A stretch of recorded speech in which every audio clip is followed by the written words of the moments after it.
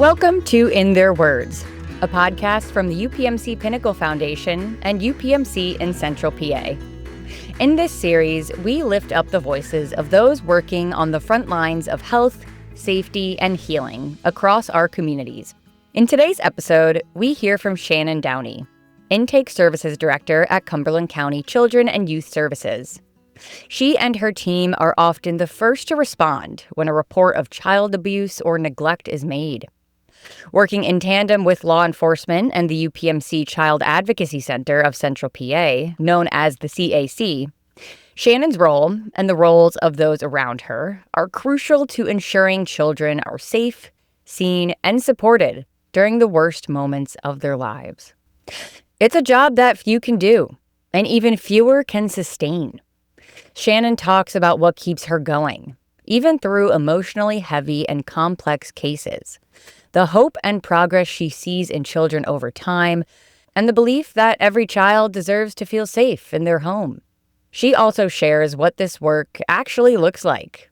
A job that doesn't end at 5 p.m., one that requires early mornings, late nights, holidays, and an unwavering commitment to showing up, even when it's hard. So my name is Shannon Downey, and I am the Intake Services Director with Cumberland County Children and Youth Services. And I have been with the agency since 2015. I started as a caseworker, sort of boots on the ground, working with families, and then have worked my way up to an administrative role, which I took on in October 2023. So that's my progression in child welfare. And as the director of the intake service area, I am responsible for a staff of 5 supervisors, 20 caseload carrying caseworkers, 2 emergency duty caseworkers, and 3 screeners. And my staff are the ones that are responsible for carrying out child abuse investigations and general concerns assessments. So we're the kind of stereotypical knock at the door that you would see in pop culture. We received a report and look into it. So there are other service areas in the agency, other caseworkers and staff that work with families on a more ongoing basis. But my staff are responsible for getting in, kind of figuring out what's going on, and then making recommendations after that. So we work pretty closely with the CAC in Harrisburg as part of child abuse investigations. We also partner closely with law enforcement. And so I just sort of help the supervisors in the service area manage cases, often complex, difficult cases, and help them with managing their personnel and staff as well. My undergraduate education is in social work, and so I'm, like many of my peers, drawn to the helping profession. I think that social workers are charged with working with the most vulnerable, and I think children are a really incredible population to work with because of how much opportunity there is for seeing success over time with children. Not that there isn't that opportunity with other populations, but we work with families on the worst days of their lives. And even though we see a lot of pain and experience a lot of secondary trauma, we see success and we see growth and we see evolution with families. And that's really, I think, the thing that keeps us all coming back every day. We're county employees, we're public servants, and so we are strict adherents to things like the Fair Labor Standards Act and things like that. But caseworkers who are caseworkers are hourly employees, but they, even if they're not actively working cases after hours, they're, of course, thinking about their families and thinking about their cases and that sort of thing. But we are responsible for meeting families where they are. And of course, families have variable schedules. And so our caseworkers are often working very early in the morning, late in the evenings, weekends, holidays. And then the supervisors as well, they serve on call shifts and they often take calls regarding their cases after hours and on weekends, because most of the decision making in our agency is a team effort. And so whenever we need to call on folks on the team who aren't working, they respond and they answer because everybody's committed to the mission and committed to making sure kids are safe and have good quality of life. So that doesn't stop at 5 p.m. It goes on every day, all day. And so while we encourage, of course, a good work-life balance and we want people to have a good quality of life, it is kind of special in that way for them. When a report comes in, Shannon's team is first on the scene. Their job is to assess the child's immediate safety, coordinate with law enforcement, and take the first critical steps to determine what's happening. Then, when ready, the child is brought to the UPMC in Central PA, CAC in Harrisburg, a trusted and trauma-informed space where they are interviewed with care and professionalism by trained forensic specialists. It's a system designed to protect, support, and minimize additional harm.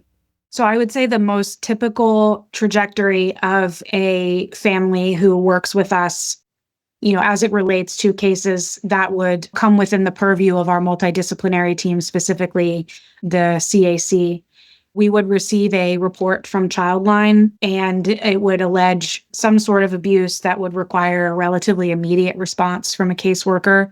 Our first phone call is almost always to our partners in law enforcement. When we are investigating child abuse, they are crimes against children, and so they fall under the criminal code and also the Child Protective Services law, which is the statute that governs a lot of our work. And so we have to work hand in hand with law enforcement. The investigations are concurrent. They are separate, but they are concurrent. And so we would make contact with law enforcement, and then our first order of business always is to ensure the safety of the child that received the report. So we can do that in a variety of ways. We see the child face to face wherever the child may be, and that's often at school during the school year, summer camps, at home, of course. Sometimes it has to be in the community. I mean, we get creative, but that's what we're doing. So we're making sure that the child is safe, and every other child in the home of that child or that may have access to the person who's alleged to have committed the crime against the child. And then once we're assured that the child's in a safe situation, then we start to really collaborate with the rest of our partners in the multidisciplinary team. And so that means we get an appointment at the Children's Advocacy Center, and we make contact there with the forensic interviewers and the advocates from the YWCA. And that's when the child is interviewed, and we can get a better picture of what's really going on in that home with that child. I think within the ecosystem of helping and human services, I would say that there's a pretty solid understanding of our role, but I would say that even that is rife with misconception. For example, about how easy it is for us to take custody of a child, or what we can and cannot, what kind of information we can and cannot release, and that sort of thing. I would say, as it relates to knowledge and understanding about our roles and responsibilities with the general public, I would say that pop culture characterizations of child welfare agencies are the primary basis of knowledge for most folks. And it was the same for me before I started working in the field. So it's understandable. So I would say that any opportunity that we have to raise awareness about what it is that we do and how we can be of service to the community is an opportunity that we take. I would say that there is a lot of room for improvement in terms of how we could better engage with the community. It's something that in the field we often think about and talk about and try to workshop as much as we can, but it is difficult. We are siloed even among the helping professionals, I think, a bit because though we are social workers, we are investigative to a certain extent, and that can be alienating to people that we're trying to help, understandably. So I think if somebody were interested in pursuing a career in child welfare, certainly I think the accredited social work programs at universities and colleges is the best way to go. The Council on Social Work Education is the accrediting body for social work programs at higher learning institutions. I'm a Shippensburg University alum, and I have lots of really positive things to say about that program. So I think first you would want to get your bachelor's degree in a helping profession. I would recommend social work. Many of us have undergraduate degrees in social work, and lots of us have graduate degrees in social work as well. Although we do have a diverse pool of people with experience and educational backgrounds. We have folks who are criminal justice majors, psychology majors, and that sort of thing. But that really, I think, gears you up for working in the field. I think it's important to have skills related to dealing with power in relationships in the helping profession, skills with managing diversity and engaging in anti-racist and inclusive practices. And the social work field does a really good job of educating students about how to do that in the real world. And then that's really the minimum requirement for our field in Pennsylvania anyway, is a bachelor's degree in one of those disciplines. I would say that child welfare, though, is special because there is such high turnover and it's such a difficult field to recruit and retain staff that there are federal incentives called CWEB and CWELL are the acronyms for it. And so it's a financial incentive for students in school who commit to working in the child welfare field, and they are given tuition reimbursement if they do that. So that's always helpful as well, because you do an internship then in child welfare and you can really decide then if it's for you. And so that's, I would say, the typical journey of somebody that makes their way into a child welfare agency. While Shannon's team investigates these cases, they rely on the CAC team for long-term coordination. Whether it's helping understand a child's behavior, navigating investigative choices, or ensuring mental health support is in place, the CAC team is essential. Shannon speaks with deep admiration for the empathy, expertise, and leadership the CAC staff bring, and highlights just how critical these collaborative relationships are to building the best outcomes for children.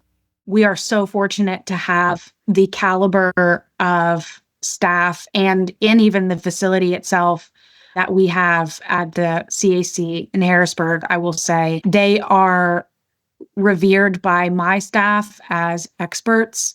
We consult with them from the very beginning of a case. Most frequently, I think their training, of course, is, I would say, probably maybe more intense than our training. Our staff are certified after 120 hours of training and then require 20 hours yearly to maintain that certification.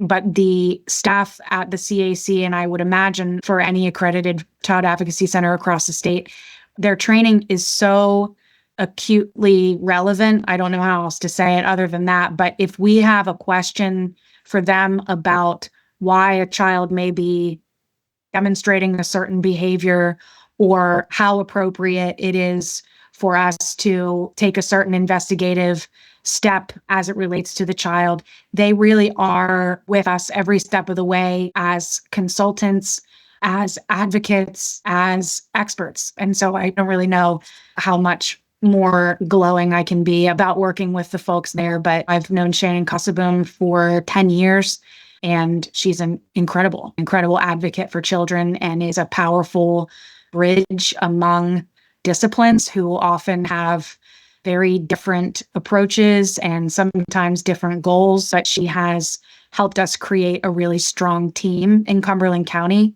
So yeah, I hope that answers your question. The forensic interview is only the beginning of the story, often for folks that we work with that we refer to the Child Advocacy Center. So they have mental health coordinators that work, again, as partners with us to make sure that subsequent to the forensic interview, children and families have the services they need to mitigate the damage that the abuse has done to their development and their functioning and that sort of thing. Our agency is working with Dr. Drew Krantz to educate our supervisors and provide some technical assistance to them at no cost to us, because our staff experience such high rates of burnout and vicarious trauma that our supervisors are asking us for help with figuring out how to navigate that. So he's doing a special training for our staff. They get to participate in trainings that the CAC makes sure that we're aware of for their professional development. And so even if a community liaison or partner knows about the forensic interviewing facet of a child advocacy center, it's such a small fraction of everything that center can do for the children and families of Cumberland County. and the staff at my organization. And I can't conceive of hearing from Shannon or any of the staff there that, well, we have to get rid of that service because we've lost funding. It would just be absolutely detrimental, at least in some way, to how we operate, I guess is the simplest way I can say it. So I think some of the most powerful moments I've seen over the last 10 years that I've been in the field, it has to do with victims or survivors, rather, coming back around as adults and then professionals who enter the field based upon the experience that they've had with the professionals who helped them through some of the darkest times in their lives. And so that doesn't, of course, happen every day. But when it does, it is a powerful reminder that every interaction we have with children and families has a ripple effect. And we can't know what the end of the story is for all of them, but we're all in it together. Our partners at the CAC and law enforcement and mental health professionals and our domestic violence and sexual assault advocates. And I mean, everybody, we have these experiences together. And then we hope and we try as hard as we can to make every single story one that's somehow successful at the end of it. For Shannon and her team, the most powerful moments are when a former child client returns as a professional, someone inspired to help others because of the care they once received. These are the rare full circle stories that remind us that one act of compassion can echo for generations. Behind every successful intervention is a web of support. Caseworkers, clinicians, advocates, donors, and community members who make it possible for kids to heal and thrive. Thank you for listening to In Their Words, a podcast from the UPMC Pinnacle Foundation and UPMC in Central PA. If this story moved you, please take a moment to rate and review this podcast. It helps others find these incredibly personal and important stories. Stories about some of the most difficult, yet life-changing moments in people's lives.